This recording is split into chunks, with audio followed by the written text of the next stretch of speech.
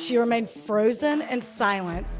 Then she slowly walked over to Tim, hugged him, and whispered, "I was always afraid this day would come." Oh, shit.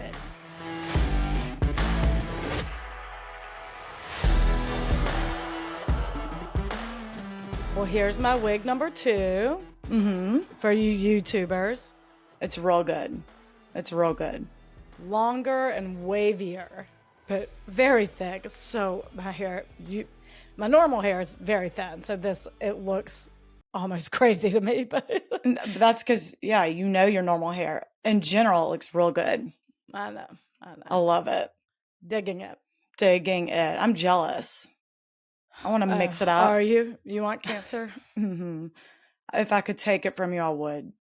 Right. Stop it. It's true. How are y'all? We've had a few questions on when we are going to add a tier to Patreon for an ad-free option. And we can do that for sure. We're trying to figure out a few things. I want Roach, go ahead. I'm just waiting for you to chime in because I'm like, I don't feel like explaining it. You've got this. No, the issue is there's a select few sponsors, especially as of late, that get we're going to be real transparent here.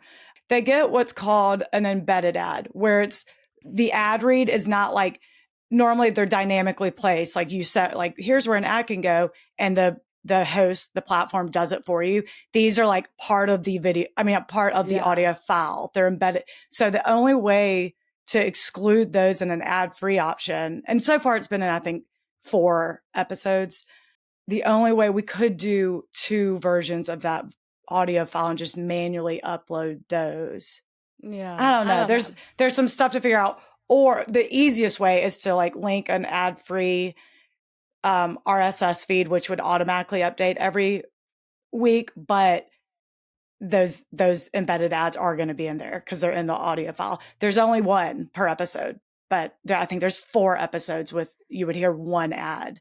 Yeah. Typically ads are like placed in the middle of the episodes by our network, but these are like, I'm telling my story and then I'm like, okay, hey y'all, real quick, I got to tell you about whatever. Exactly. So we would have to cut that. It would be a different version. Or if people wouldn't like yell at us if some of their episodes had that 1 ad. I don't know. Yeah. So we got to figure it out. We're figuring that part out. And that's it. Boring, huh? Cool. Keep you posted. Oh, I have one thing. Y'all, loud and clear. You massholes out there. It's it's Stoughton. Y'all, I normally look up how to pronounce something when I'm unsure. I was so confident in that. Staunton. Of course. And it's the one episode where I probably said the town name 1,500 times. So you Bostonians were like, oh my God, this is killing me. And I get it. Yeah. Well, loud and clear. Lesson learned. Lesson learned. Sorry about that. But thank you for all your support on my accent. That's very kind of you. The Jen accent was spot on. God, Jen. Love her. Girl. Okay, it's my turn now. It's not always about you. Okay. All right, go ahead. Today, I'm telling y'all about Tonya McCartor. Sources are Reuters, The Guardian, The Nashville Scene, WSYX ABC6, Court Documents, The Columbus Dispatch, Desert News, God. LA Times. Stop it. The Independent. All right, calm down. Seattle Times, and Unsolved Mysteries. Oh my God, I never got you my Guardian login, did I? Didn't you ask for that? Also, Reuters. What'd I say? Reuters. Reuters. Sorry. It's fine. Go ahead. I say Staunton, Massachusetts. Yeah, you say Staunton, so you have no leg to stand on. Who am I to judge anyone? Tanya Myers was born in Worthington, Ohio, which is a suburb outside of Columbus, and was the middle child. She was sandwiched between 2 boys, an older brother and a younger brother, and she was particularly close to her younger brother, Tommy. They were best friends. She was his protector, build forts together, the whole thing. Tanya's father walked out on them when she was only 5 years old, And so to stay afloat financially, her mom got into real estate. And this is like in the 50s. So I'm sure she was one of, if not the only woman real estate agent of her time. For sure. So I bet she's a tough, tough chick. A lot stronger than her weak ass husband. Word. But the stress of being a single mom while trying to maintain their standard of living eventually got to her, and she started drinking too much and behaving erratically. For example, on multiple occasions, she was seen driving her convertible with the top down in the middle of winter wearing a halter top. What? Sad. Yeah. And I know. I'm kind of sad. Ohio. So yeah, it's just sad. Yeah. According to Tommy, she was very caring and a loving mother who tried her best, but she clearly had problems and everyone in town knew it, which as a kid, any hint of dysfunction in your family is, embarrassing. Yeah. They don't kids can't wrap their minds around like the underlying how sad it is. To them, it's just embarrassing. And everyone has their own shit, but so that's sad. But even with the home life problems, Tanya excelled in school. She was also an excellent swimmer. She was the star of her high school's track team. By 1970, she had moved out and was going on a bit of a rebellious streak and was arrested for petty theft. And in the detention center where she was held, she was raped and became pregnant from it. What? Yeah. The fuck? I know. It's so fucked up. And I don't have any other details on this or by who or whatever. She was just pregnant and on her own. So she moved to Ashland, Ohio, where she met a man named Philip Zimmerman. They never got married, but Philip was with her throughout her pregnancy. And only a few months in, she gave birth to a baby boy who she named Philip Jr. Even though obviously it was not. Yeah, he's not the dad. I don't need to explain that. I know that. You get it. You're following so far. We all know that. And they called him Phil, little baby Phil, which I love. Phil. Pretty early into baby Phil's life, he was diagnosed with a disability. I'm not sure. I couldn't find exactly what it was, but it requires assisted living into his adulthood, or at least by 2002, he was still living in an assisted living facility. Oh, I know. It's really sad. But he was a happy boy growing up, as far as I can tell. He played baseball. He went to school with everyone. So, I wonder what it was, but I don't know. Something that must have progressed. If he's playing baseball, but then he's playing baseball and he's like at school with every other kid and whatever. And then it progressed. Sad. Yeah. Tanya and Philip Sr. went on to have a daughter together named Angela, who they called Angie. But in the mid-70s, just like her own father, Philip left his family, completely abandoning Tanya and the kids. One source said they broke up and, quote, he lost touch with both children, but you can't lose touch with babies. So you're just not checking in on them. Right. That's on you to maintain that relationship. So let's call it what it is. Like, what are you talking about? You're waiting for the babies to reach out. Okay. Right. I'm like, okay. Tanya held various jobs, including bartending, working as a nurse's aide, waiting tables, managing a country club bar, and housekeeping, which I believe she stuck to the longest because she couldn't afford babysitters, and housekeeping allowed her to bring Angie and Phil along. Mm-hmm.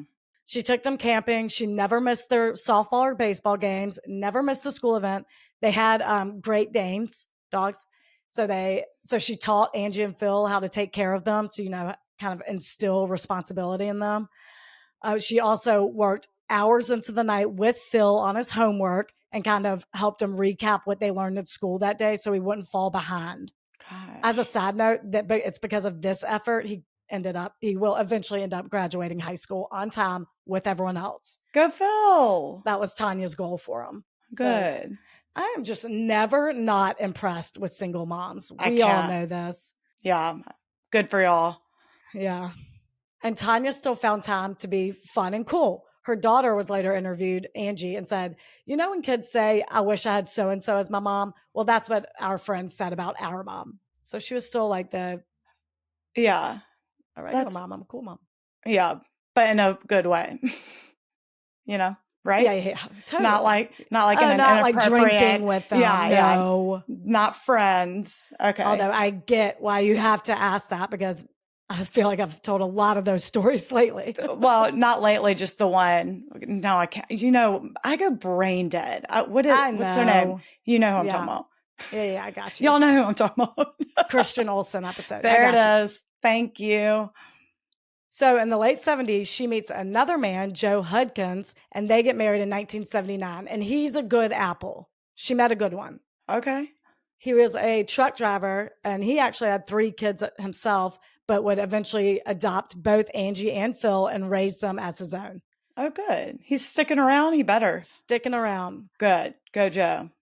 Tanya and Joe then had a son together who they named Tim. So they raised their 6 kids in Marion, Ohio, and had a very happy life for about 10 years. But sadly, Joe died of cancer in 1988. So once again, Tanya's a single mom. Tanya, gosh, we're very impressed with you. Listen, telling you. And I don't know the ages. To all 6 kids? Wait, no, to all 6? That's what I was going to address. I don't know the ages of Joe's kids / Tanya's stepchildren, but I'm pretty sure their mom was still in the picture. Like she and Joe just got divorced. So okay. I'm sure they went to live with her full time after Joe died. Yeah. So it's not like Tanya's raising 6 kids, but still raising 3 is plenty. Sure. That's plenty. Mm-hmm. She started working at MetLife Insurance as an administrative assistant, and that's where she met one of her best friends, Tina, who was also a single mom. So, they bonded over their struggles. And according to Tina, Tanya was the best listener she's ever met. She never threw around advice. She just listened. There was another coworker who was going through a very messy divorce, and he was being left with absolutely nothing but his condo. So Tanya gave him dishes, plates, and even the mattress from her spare room to help him out. So she's just all around nice and selfless. I mean, sure. Some might take that opportunity to be bitter or resentful at life with everything she's gone through, but instead she chooses not to be. So that's great. Yeah. So we're in the mid to late 90s now. Her kids are grown. She's single, ready to mingle. Hell yeah. And she gets on a dating website. And this is when she meets Daryl McCartor. Get you some. Like her first husband, Daryl was also a trucker. He's originally from Wichita, Kansas, and he started his own trucking company in Ohio. And their first date, which I love, was coffee at McDonald's. Really? Why spend money on a big night out? You can figure out if there's a connection over a $1 cup of coffee. Yeah. Go from there. Sure. And luckily, there was a connection. So the second date was out on the town, dinner and dancing. And Tanya loved dancing. I think participated in ballroom competitions. She was really good. So she and Daryl made a pact. She would teach him how to dance and he would teach her how to drive a big rig. For some reason, I knew you'd say that. Really? Oh, gosh. Well, it's something she's always wanted to do. And it was something that her first husband, Joe, always promised he would teach her, but then he died before he got the chance. So she was amped on this. And this is when Daryl started referring to Tanya as his little old country girl. Oh, gosh. Like that. One day. They eventually... She did, though. So that works for her. Sure. Not my style, sure. But please don't call me that. My country bumpkin. That's what I'm picturing. I'd be like, all right, that's a wrap on us. With the big old pink Browning sticker on your car. Remember those? Oh, yeah. Your I bet initials. 90% of our listeners are like, what the hell is a Browning sticker? Google it. Don't worry about it. They eventually married and lived in Columbus, Ohio. So they're back in Tanya's hometown. And after over a decade of working at MetLife, she quit her job to join Daryl on the road, where her CB nickname was Sexy Legs. And Daryl's CB nickname was the Leg Inspector. Oh, no. No. It brings me joy. Okay. Okay. By now, what are middle-aged adults, sexy legs and Leg Inspector just driving around the country. Hell yeah. I think it's funny. Right. It's cute. Sure. Adorable. Yeah. And that's how this whole story is. Just adorable. I bet. So money was a little tight, but they didn't give a shit. They were amped to be able to spend all that time together. Because remember, she's already dated a trucker who was always out on the road, So this time she's like, I'm going to join you. It's fun. Yeah. We're going to explore the country together. Yeah, that is And when fun. they were back in Ohio, they were always with their kids. And by this point, grandkids. They had 7 grandkids by the early 2000s. And they were about ready to retire. And the dream was to build a cabin in the country, maybe get a horse because they loved horseback riding. But all of that was put on pause in May 2002. It started like any other Sunday afternoon. After breakfast at Jolly Pirates Donuts, Daryl, Tanya, her son Tim, Tim's fiance, and their 17-month-old baby AJ went to swim at a local athletic club, like a YMCA or something. Yeah. To relax. Having no idea, Rach, that they were actually being watched and have been for several hours. Stop. Once they were finished and walking back to their car, they were approached by 2 men who were kind of blocking their way. They asked Tanya her name. She identified herself, and they showed their badge, revealing that one agent was from Ohio Bureau of Investigation, and the other one was Tennessee Bureau of Investigation. Excuse me? And before long, Columbus, Ohio Police Department is surrounding the family. Oh my God. They told her, game's up, Margot. Longtime fugitive Margot Freshwater was involved in a string of murders in the 60s, who escaped a Tennessee prison in 1970 and who has been featured on Unsolved Mysteries and America's Most Wanted, is finally being captured after 32 years on the run. And it is all happening in front of her husband, son, and grandson, who had no idea. Holy shit. Both Daryl and Tim are screaming at the cops that they had it wrong, asking what the hell they were talking about. They were mistaken. This is Tonya McCartor, a loving wife, mother, and grandmother whose criminal history involves that of 1 speeding ticket. Ooh. However, Tanya remained frozen in silence, so defeated. Then she slowly handed over her grandson, who she was still holding, over to Tim, hugged him, and whispered, I was always afraid this day would come. Oh my God. So get a load of this shit. Everything I told you about Tanya's upbringing was true except her name. It was, in fact, Margot Freshwater. So let's go back to 1965-66. Margot dropped out of Worthington High School her junior year when she found out she was pregnant. The father of her baby wanted nothing to do with it, which devastated Margot. But she was rape. That was a product of rape? No, this is a whole separate pregnancy. Oh, okay. Phil was born after this. Okay. So the father wanted nothing to do with the baby, which devastated Margot, but she was not going to get an abortion, which is what I think the father was pushing for. It was out of the question for her. So she saw the pregnancy through and gave that baby up for adoption when he or she was about 2 weeks old. We still don't know where that baby is today. Hopefully living a great life. Yeah. Then she met and started dating a guy named Alfred Schlereth. I think that's how you say it. Who isn't necessarily the guy you're jonesing your daughter to date. Oddly enough, he's not the worst person in the story, so whatever. Okay. But I think he's around her age, maybe a couple years older, 18 or 19. And he had already been to prison for robbery and was heavily into gambling. Margot's little brother, Tommy, said he was a thug and he tried to talk her out of dating him, but Margot was just so taken with him. That summer of 1966, Alfred went to Memphis and was arrested for armed robbery.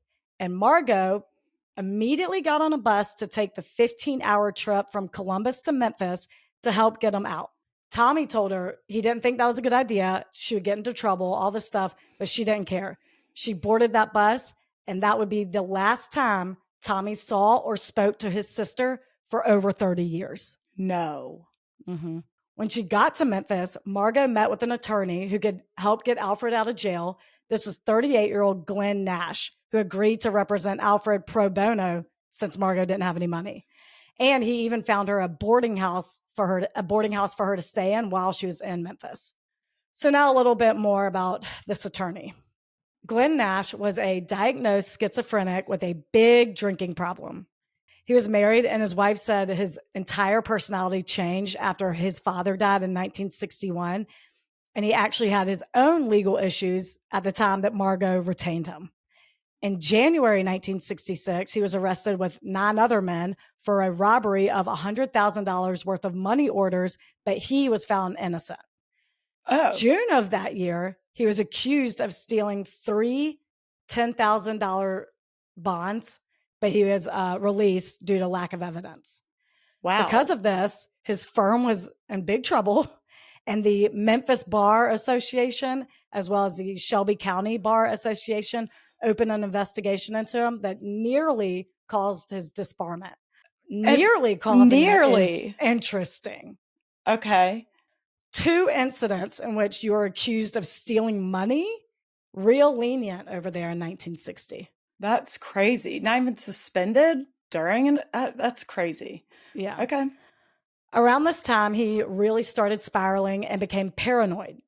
Oh, wait, he wasn't medicated? If he was not taking it. He was not taking those meds. You said diagnosed, so I figured. He was diagnosed. I'm sure he was prescribed medicine, and clearly, evident to this story, he is not taking it. Okay. Around this time, he really started spiraling and became paranoid. He thought members of the bar were conspiring against him. So his mental health is really declining, and he should in no way be practicing law. But Margot didn't know any of this, and desperate to get Alfred out of jail, she went with it. And Glenn presents her with his plan. They'll smuggle guns into the courtroom and free him. I really want, I'm like, I really want to know the full details of this plan, because it sounds solid, foolproof. Yeah.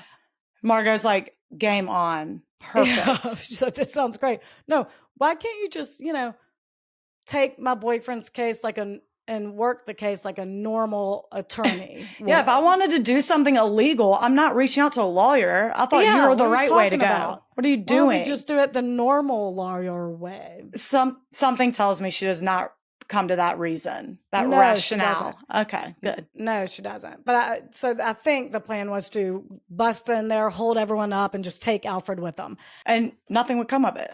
And nothing would come of it, because there are no other armed guards in a courtroom ever. No. What? I'm like, not only that, you're probably outnumbered by them too. What are you thinking? What? Yeah. Okay. Anyway.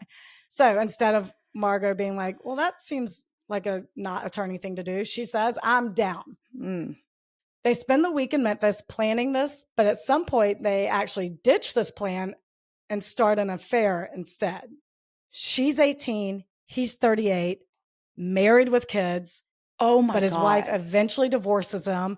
And with this new budding romance, Margot and Nash decided against helping Alfred. Just completely screwed him. Wow. Left him in prison. Peace out, Alfie.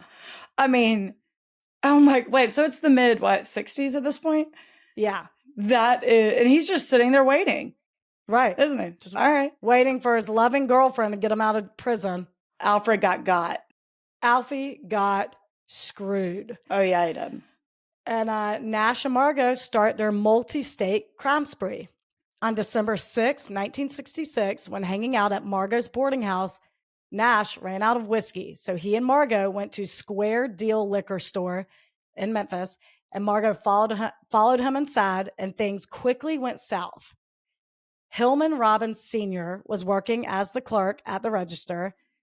Fun fact, he was the father of a well-known golf pro, Hillman Robbins Jr. I think his prime was like the 50s. So I don't know him, but it was noted in my sources. So I'm like, all right, I think it's notable. His dad was the famous golf pro? His son. Oh, his son. Sorry. Yeah. Wow. Hillman Robbins.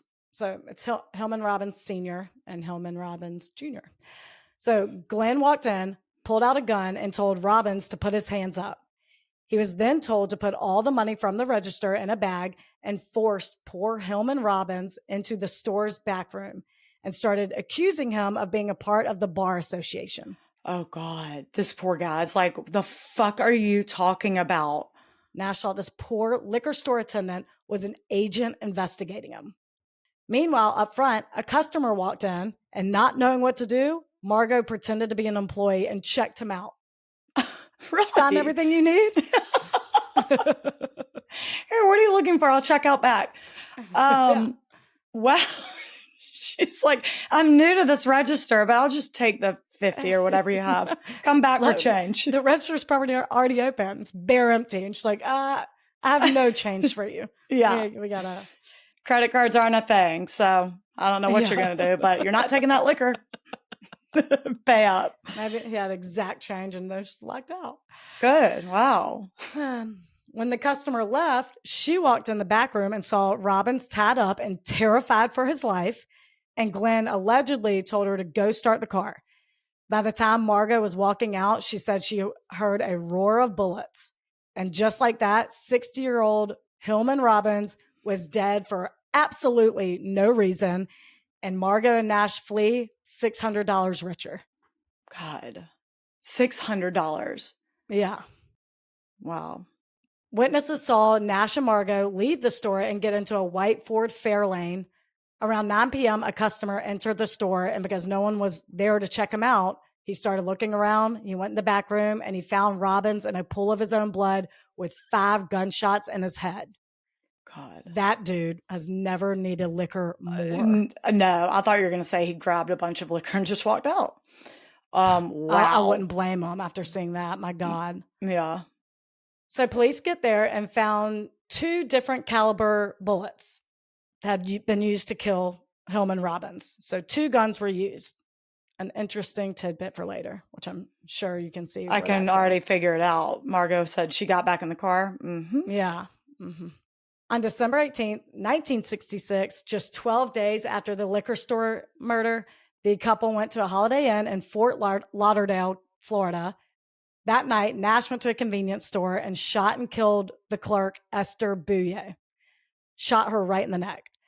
I assume to rob the store. But the thing is, with the crime portion of the story, the details are not very clear at all. It's very much like an overview. I don't know if they didn't give much details back then, but yeah, I pulled newspaper articles from 1966, but they're all after Nash and Margot were caught. Like there wasn't one in real time saying like, yeah, Esther Bouye was shot and killed by an unknown assailant in an armed robbery with a store full of people. Like those were 2 things I wanted to know. I assume it was robbery, confident that. But I'm like, was the store full? Like what?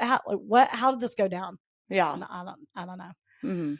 I mean, definitely a few people were there because there were witnesses. Authorities were able to later link Nash to this crime by his fingerprints on the store's cart, like the buggy. Oh yeah, there you go.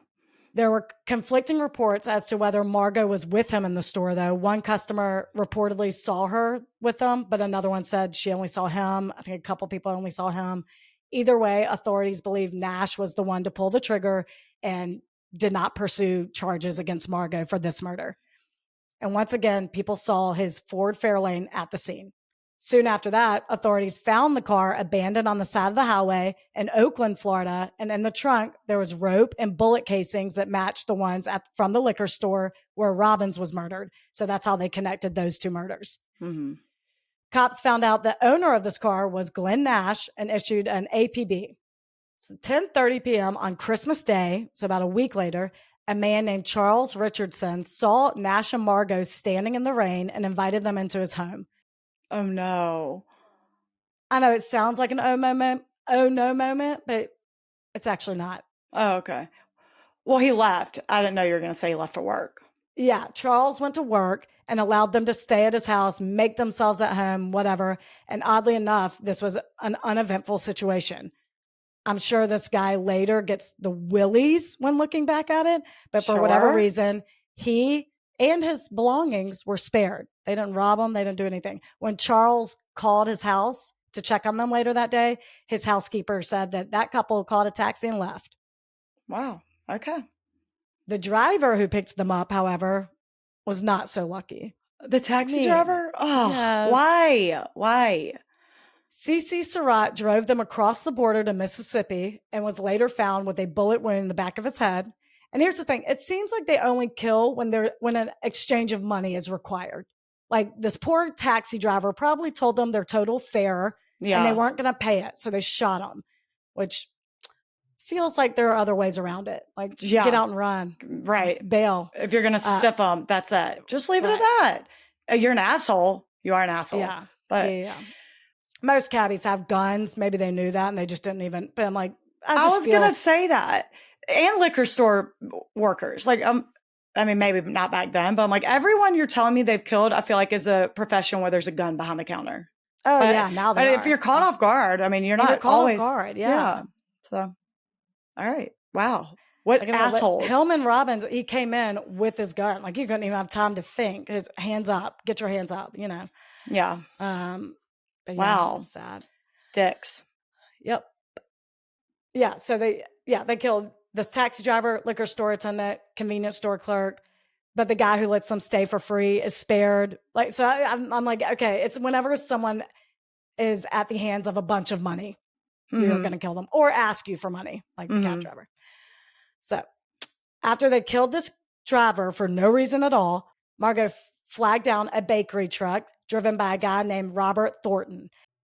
He didn't have a radio. Therefore, he didn't hear the APB and was completely unaware he was transporting murderers. And I'm guessing because he didn't ask for money either, he too was spared. He just dropped them off at a bus station in Greenville, Mississippi, and that was it. Okay. Someone saw them at the bus station, and by this point, CC Surratt's body had been found, and a witness saw them running from the taxi. So cops acted fast as shit and arrested them before they could board the bus. While being cuffed, cops said they couldn't stop smiling at each other. Cute. Just in a smitten way. Cute.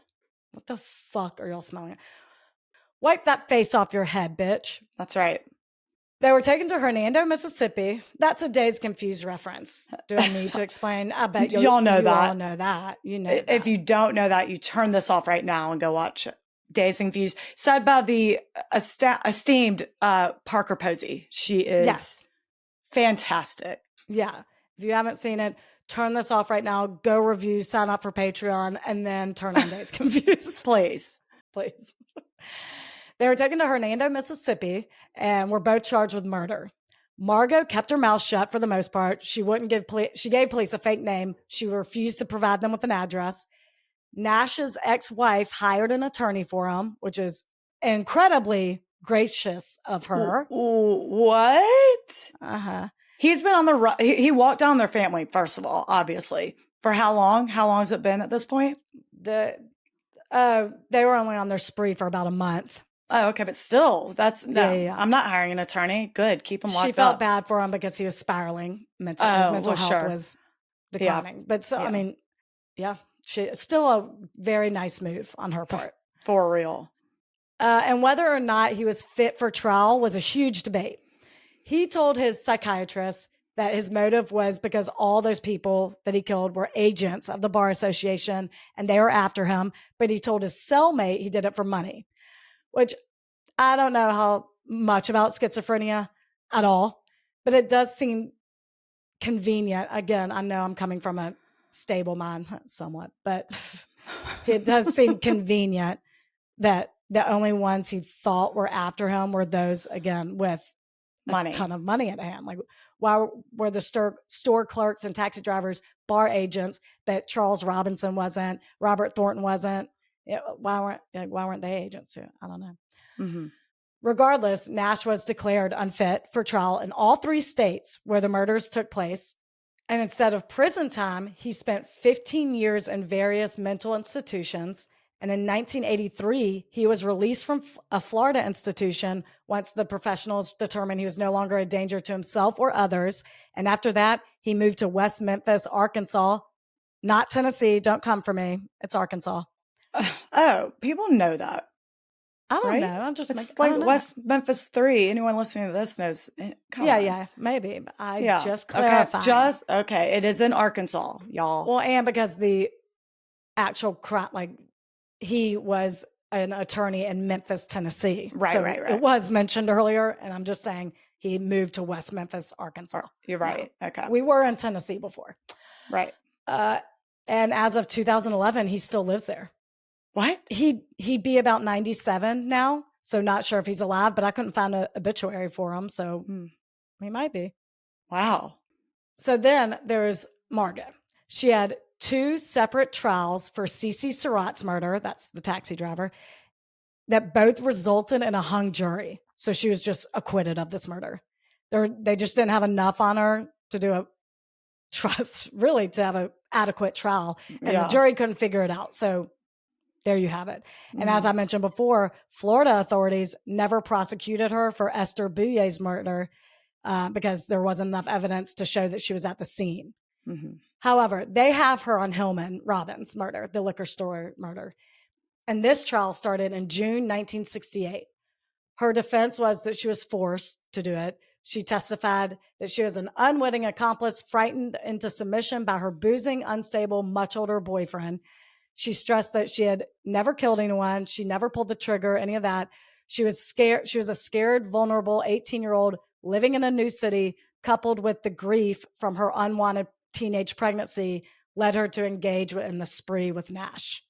Prosecution says, bullshit. She had plenty of opportunities to leave. Several witnesses even reported seeing her in a department store for over 30 minutes trying on clothes by herself where she could have gotten help. Of course, today we more so understand intimidation factor, and not everyone runs when they have the opportunity, and it doesn't mean that they aren't victims. But that, coupled with the fact that Robbins was shot with 2 different guns, isn't a good look. Yeah. That's not a good look. Margot's defense said Nash did that so that he could take Margot down with them should they get caught. A very calculated move, if that's true. Yeah, of course. Especially for I know he's an attorney, so he knows or at least at one point knew the law back and forth, I'm sure. I'm like, for your first murder, I bet that's a gruesome, I just imagine me, again, logical, stable mind, be freaking out so much I wouldn't think about aftermath. I don't know. I just want to. Yeah. I don't know. She also admitted to having consensual sex in a motel after they killed Hillman Robbins. So that was very clearly used against her. Yeah. So in late 1968-69, the jury of 12 men, 0 women found her guilty. Whoa. 60s, what? Man. Or 70s, really, almost. Oh my men, 0 God. women. That's crazy. 12 men found her guilty of first-degree murder, and she was sentenced to 99 years in prison. She apparently missed the death penalty by 1 single vote. Whew. Wow. Okay. Being only 22 years old at this point, Margot said, nah, I'm not doing that, and started planning her escape. She was held in Tennessee Prison for Women in Nashville, and in 1970, about 18 months into her sentence, a single unarmed guard was escorting a group of inmates back to their cells. Margot and another inmate, Faye Fairchild, saw the barbed wire fence in the distance and fucking went for it. What the hell? I know. They did it. Faye Fairchild is the most 70s name. I feel like I'm giving a little bit of Faye Fairchild. Yeah. You know? Yeah, I get it. Well, it's because of Morgan Fairchild. I think so. And then Faye Dunaway, you know? Yeah, it's just I'm like, I feel like I know what she looks like. I know. Trying to go down her rabbit hole was so hard. We'll get there. Hold on. Really? Okay. Tell me so the about guard had to Faye. make a decision. Lead the entire group and go after these 2 or call for help. So he chose the latter. He had to. And remember, this bitch is a former track star in high school. So she outran the guards who came running. She and Faye scaled the 10-foot barbed wire fence. They hitchhiked with a passing truck to Baltimore. And after a few weeks there, they parted ways and Margot took a train back to Ohio. They didn't shoot him? No. That's crazy. There was an unarmed guard. Oh, an unarmed guard. Sorry. Yeah.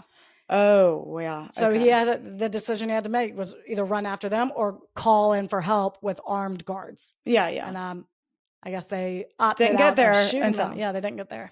Yeah. So Faye was caught in the early 90s. Good run, girl. Wow. Well, what was she in for? Okay, here's the thing. Okay. I can't find shit on Ugh. Faye being caught or what she did for 20 years that she was on the run or what she did to land herself in prison to begin with. It's equal parts weird and annoying as shit. It's annoying. That's the problem with these older ones. I know. And that's why I'll probably won't do many of these because I'm hitting my limit of this is getting too old, but it's just so batshit crazy. No, I that have to is tell you all crazy. about it. Wow. It's so annoying, though. Talk about a rabbit hole I am dying to fall down and can't. There was even a newspaper article in 1994 about how Margot's been evading FBI for nearly 25 years and they're still searching and blah, blah, blah, and blah, blah. Just like speculation on what she's doing after speculation. And they mention Faye Fairchild escaped with her, that they don't even say, like, but she was captured a few years ago or whatever. Nothing. That's so weird. No update on Faye. It's so bizarre. I think they captured her in Chicago. That's all I got. Okay. So anyway, Margot settled in Ashland, Ohio, which is about 70 miles north of Columbus, where she grew up. And that's when she became Tanya Myers. Back then, it was relatively easy for someone to walk off the street and apply for a social security card without identification. So that she did just that. Mm-hmm. She got a new social security number, got a new license. She even registered to vote. She may be a fugitive, but she's got opinions on who's in office. Yes. She didn't contact any friends or family who knew her as Margot, who all lived about an hour away from her. That's the weirdest part. Why would you move back so close to home? Anyone could see you and be like, there she is. Right. And she had a few close calls that we'll get to, but police asked her that and was like, why the hell did you move back to your hometown? That was a stupid move. And she was like, well, I evaded y'all for 32 years, so it wasn't that stupid. She said really? she only knew Ohio and she didn't have money to go any further. So, okay. So yeah, she moved at first about an hour away from her childhood home, which makes it even more crazy by the fact that she never even altered her appearance in any way. Oh my God. I was expecting that you would say that. No, she simply avoided places where people might know her and avoided jobs that required a background check or fingerprint. Almost exactly 9 months and 1 day after her escape, she gave birth to her son, Phil. Remember, she told Philip Zimmerman that her pregnancy was a result of rape.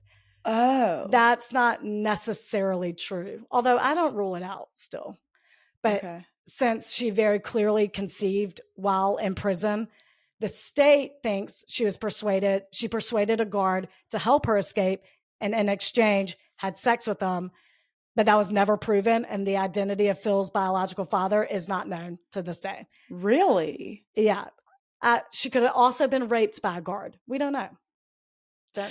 But it's very clear one of the guards is the father. If you're the prison, aren't you like, sorry, we're doing a DNA test and someone's fucking fired or arrested, rape or consensual? Hell no. We can figure that out real quick. Yeah, in 2002, for sure. Yeah. Wow. I know. Okay. Unless it's a family secret on who. I know Margot knows, but she's not going to say. So for now, according to every source I listed, Phil's biological father is unknown. I can't believe she's just prancing around the vicinity of her hometown. Oh my God, you have no idea. The MetLife office she worked for 10 years was 5 miles from her childhood home. It's crazy. She ran into her aunt at a flea market. We'll get into the close calls. Oh my God. I'm like thinking, walking down the street, you see someone you went to high school with. I mean, everyone. You just would know anyone. If it's, I guess Columbus isn't that small, but where we grew up isn't that small. And I swear I could go to the grocery store and run into someone. Oh my God, 100%. Oh my God. For a look, she was in Ashland and Marion. That's like 70 miles north. It'd be breaking out of prison and moving to Tuscaloosa, probably. It would be the equivalent for us. Yeah, that's close. Yeah, I know. Okay. And working in Birmingham because that MetLife office was in Columbus. It's crazy. So no happy hours at Odie's, I'll tell you that. Can't do it. No happy hours in Crestline Village. We tell you that right now. No. Avoid it like the damn plague. Mm-hmm. So then Tanya rather, got married to her first husband who died never knowing any of this. I mean, Joe's obituary still says survived by his wife, Tanya. Yeah. Poor Joe. Poor Joe. I thought you were going to say she killed him. No. Oh. Joe was a good apple. Good seed. Good seed. I think I said good apple in the last episode. Did you? Maybe that's where I got it. That's where you got it. On May 5th, 1993, Margot was listed on the Tennessee Bureau of Investigation's most wanted list. She was the only woman in the top 10 and remained there until she was captured. Congratulations. Congrats. A huge accomplishment. A renegade. In 1994, America's Most Wanted had an episode on her, which was in its prime. So even that, I'm like, how did no one see this? A neighbor and be like, that looks like Tanya. Oh, also, we're in Ohio. And Faye Fairchild told authorities when she was caught, she was going by Tanya in Baltimore. So they said, like, on America's Most Wanted, she's likely going by Tanya. Wow. It baffles me. Right. No one saw it. After that episode aired, authorities received numerous tips alleging that Margot had been spotted in grocery stores, parking lots all over the country, but nothing came from it. Then in March 2002, Unsolved Mysteries planned to do an episode on her. And to prep for it, they needed her files, which kind of renewed investigators' determination to find her, and they reopened the case. So because now this is 2002, in preparation for that Unsolved Mysteries episode, investigators who are like, oh, let's reopen this. Now that technology's a thing now, let's search the name Tanya for driver's license and use Margot's actual birthday just to see. There you go. And 2 results came up. One of them being a woman in Ohio named Tonya McCartor. And at first, they were confident it wasn't going to be her because what escapee in their right mind would return to their hometown and be undetected this entire time. But when they pulled Tanya's current license picture and compared it to Margot's mugshot from 1966, lead investigator Greg Elliott said it was like looking at a mother and daughter. Wow. Again, if you altered your appearance, they probably would have been like, that doesn't look like her, or altered your birthday. Anything. Not anything. Just right. that one little thing. Probably altered. If you just changed your birthday, I would not be telling you this story because she would have gotten away with it. She would have died, Tonya McCartor. Mm-hmm. No one would have ever known. That's insane. They also looked at her employment history and saw that she put a high school that didn't exist on her resume. And on one of them, she used an address that didn't exist. So now they're on to her.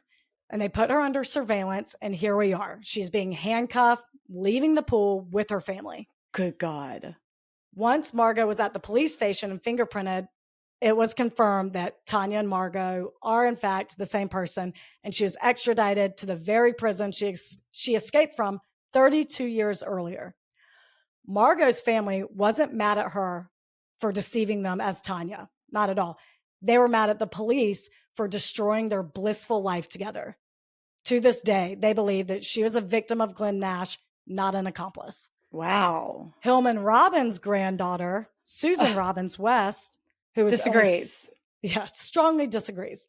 She was only 7 at the time her grandfather was murdered and said that Robbins' murder was particularly difficult on her father, the golf pro. Mm-hmm. She said, it ruined my dad. It killed my dad. He had to be the one to go to the hospital and identify his body. And he never got that picture out of his mind. He was never close to being the same. He was haunted by that image until the day he died.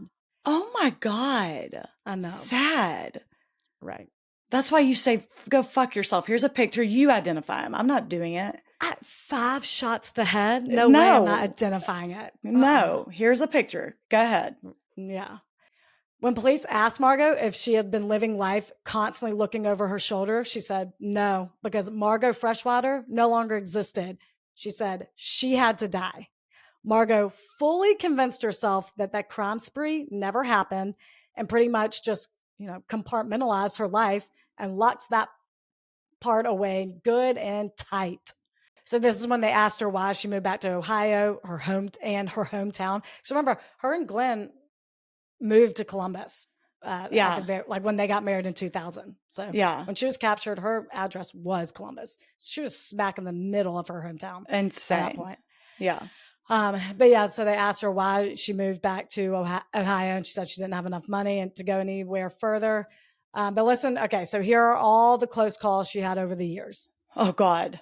Margot's, again, I already mentioned this, Margot's MetLife office that she worked for 10 years was just 5 miles away from her childhood home. Mm-hmm. Margot's apartment with Daryl, where she lived from 2000 to 2002 when she was busted, was just 12 miles away from her childhood home. Margot went on vacation in Tennessee multiple times, went to Dollywood, the whole thing, went to Memphis and Nashville, despite her actively listed as one of the state's most wanted fugitives. Wow. She saw her aunt at a flea market and they made eye contact, but her aunt couldn't seem to place her. So Margot just got the hell out of there. What? I'm sure that aunt went home completely bothered about who that woman at the flea market was. And I probably, in my head, it was an epiphany like, oh shit, that looks like my niece, Margot. But nothing ever. That's how it went in my head. For all I know, she never placed her.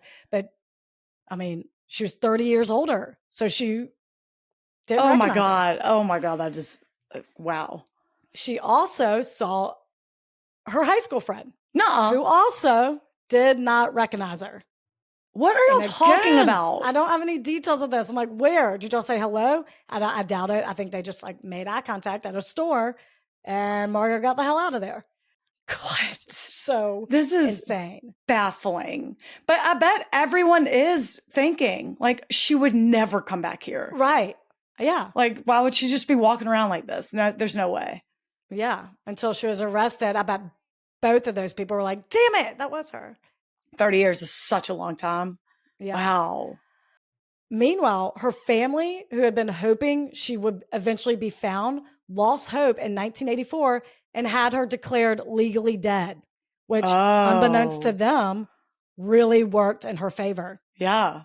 They're not looking unknowingly anymore. Helped her evade police by doing that. Wow. It's insane. But her siblings did eventually get the call.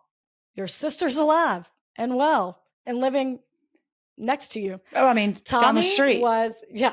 Down the street. Y'all could carpool to work, God, for God's sakes.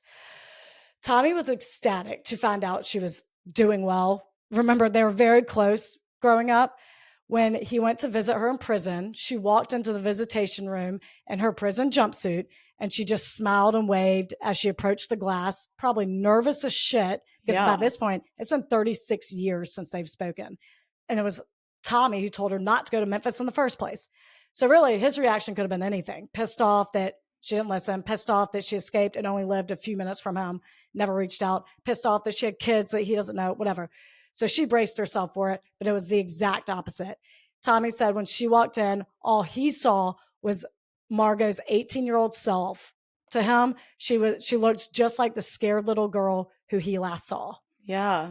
They talked about their childhood and the last 36 years that they missed in each other's lives. He did have a few very tough years trying to shake the reputation of being the brother of a murderer, but he came out on top. He got 2 master's degrees in social and behavior sciences and was doing very well for himself. He said there wasn't much time to shed any tears because they were on a mission, and that mission was to get her a new trial. So her family started a petition, and after 3 appeals and a decade later, it worked. In early 2011, her murder conviction was thrown out, and while waiting on her retrial, her attorney convinced her to enter a best interest plea, which essentially is just an Alford plea for first-degree murder. An Alford plea allows the defendant to maintain her innocence while admitting that the prosecution has enough evidence for a likely conviction. Right. FYI. So for this Alford plea, she was sentenced to 25 years with time served and got credit for good behavior. So November 2011, 63-year-old Margot was released from prison. Daryl stayed married to her throughout her sentence. And mind you, when she was caught back in 2002, they'd only been married for 2 years. So a decade longer. He stayed with her. And in one interview he did for ABC, he still refers to her as Tanya. Since her release, there's been nothing on her. I assume she's changed her name and is living quietly in her country cabin with Daryl. And that is my story of Margot Freshwater, who evaded authorities longer than any other woman wanted by Tennessee Bureau of Investigation. Really? Mm-hmm. Wow. And I forgot to tell you about the Glenn Nash interview. So here's what's weird. Okay. Glenn Nash was interviewed after his release in the 80s, and they asked where he thought Margot was after her escape. And he said, quote, "Who knows? Probably married a trucker, has kids, and is the best damn wife and mother anybody could ask for." Wow. He nailed it. I'm so torn. 18 being convinced to really be a piece of shit. Sure. But then you go on the run, like it would just eat away at you. I mean, she never committed another crime after that. That's interesting. One speeding ticket. Like you said, 3 innocent people are dead, but they did. It seemed very calculated. And the liquor store guy, what's his name? Hillman Robbins. I mean, 2 guns. I know. I don't know. 3 very innocent people died. I know. Mad at you. It really, really works in her favor that there's only one side to the story now. It's hers. One's dead, and Glenn Nash is not going to rat her out. That's he got crazy. Off scotch-free. He got a lenient sentence. He wants no involvement in this. Oh, well, he's probably dead now. There's no way. 97. I couldn't find an obituary. But wow, that's insane. 97 today. Back then, 2002. Oh, sure. I don't know. Yeah. Whatever. Okay. Wow. I know. But yeah, she was actually that stand-up single mom, going to every baseball game, never committed any other crime, never as so much raised a hand at her own kids. Like she wasn't abused. That's crazy. Tough stuff. Tough situation. She doesn't seem like a cold-blooded killer. God, it's tricky. Maybe she was mind fucked into doing this. Like she was somewhat brainwashed. It's kind of like the Manson followers out. It's Leslie Van Houten, who was paroled in 2023, claiming that she was a victim of Charles Manson's brainwashing, which I have no doubt she was. But as a result of it, it's so horrendous. Leno and Rosemary LaBianca, lost their lives. I just can't extend empathy to a Manson follower. I know. I don't. Especially she killed those people. She killed Leno. We really don't know about and we don't really know for sure if Margot did or not. That's interesting. Right. Wow. Yeah. That's crazy. That family, what a shock. You're at the pool. Shocking. You're at the pool, just going home, and you find out oh God, I can't imagine. Cops are surrounding you. You've been a fugitive for 32 years. We have the internet now. How did no one find out? What? Oh, wow. Okay. So crazy. But yeah, for the 3 victims, I'm like, well, wait a minute. If I'm Hillman Robbins, Cece Surratt's, or Esther Bouyer's family, I'm like, our family member didn't get a second chance. Fuck you. Yeah, really. So tough spot. Tough stuff. Tough spot to be in. My custom shout out today is from Gadiel. I hope I'm saying your name right, and I'm so sorry if I'm not. I want to wish my beautiful wife, Janet Sandoval, a happy birthday. I love you, and I appreciate you. I appreciate all that you do for me and the kids. I'm proud of you for everything that you're accomplishing. You're the strongest and most hardworking woman I know, and I thank God every day for having you in my life. I hope you enjoy your birthday. Love you, babe. Oh, that is so nice. Happy birthday, Janet. Happy birthday, Janet. I'll even sidestep what I'm thinking of Sandoval. But Mm-hmm. Are you related to Tom Sandoval? I mean, it's not an uncommon last name by any stretch of the imagination. But who was not thinking that? Hey, happy birthday. Happy birthday. And thank you for listening. You have a great doting husband. That's very nice. I don't know. Gadiel. Gadiel? I have no idea. I'm sorry. Thanks for listening, guys. Y'all. Thanks for listening, y'all. All right. New patrons. Mary Lou, Crystal, Sarah, Zara, Kelly, Lois, Ash, Amarian, Emily, Lexi, Zoe, Bridget, Grace, Melissa, Ashley, Alexander, Courtney, M, Whitney, Alan, I hope I'm saying that right. I'm sorry.